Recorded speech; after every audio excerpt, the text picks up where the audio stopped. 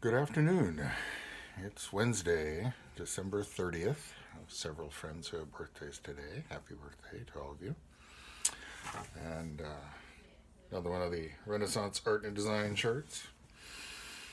I'm going to talk about a Joe Bennion workshop I went to down in Wichita um, probably 20 years ago. Uh, it combined, it was interesting in that it combined his demonstrations and conversations with probably the laziest wood firing I've ever been a part of. And I don't count ones where, I happened to be there while somebody else was firing a kiln. No, I had work in the kiln and I was taking a turn stoking like everyone else. But part of the offer was that people who signed up for the workshop would get to bring bisque pots and fire them in the kiln and take turns stoking. But the kiln they have, or had at that time, was a little catenary arch kiln, smaller even than the Fast Freddy I told the story about. So we didn't get very many pots in, 3 or 4 per person or something like that, which is not what I'm used to, shall we say.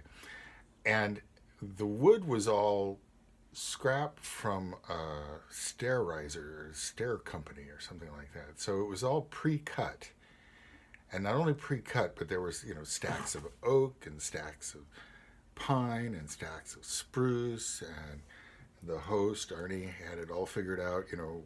Which stack would get used at which point in the process, and of course the kiln was so small, it wasn't going to take long. So we were literally signing up for half-hour shifts. And those of you who do wood firing will understand the standard is generally either 4-hour shifts or 6-hour shifts, and sometimes you end up pulling doubles because people don't show up to take the next shift or whatever. And, I'd already talked about doing a 24-hour shift. So when it was all over, we had to tell them, okay, you've fired a wood kiln, but really you need to be careful who you say that to, because everything about this has been this sort of scale model experience. And we would tell them stories about bigger chunks of wood in bigger fireboxes in bigger kilns with more pots and more days and nights devoted to the process. They were very sweet about it, and very few of them had any experience with that. It was funny to me because so many of them had dealt with high school kids. They had a lot of experience in detecting the secret making of bongs by high school students. Everybody's got expertise in something. Have a good day.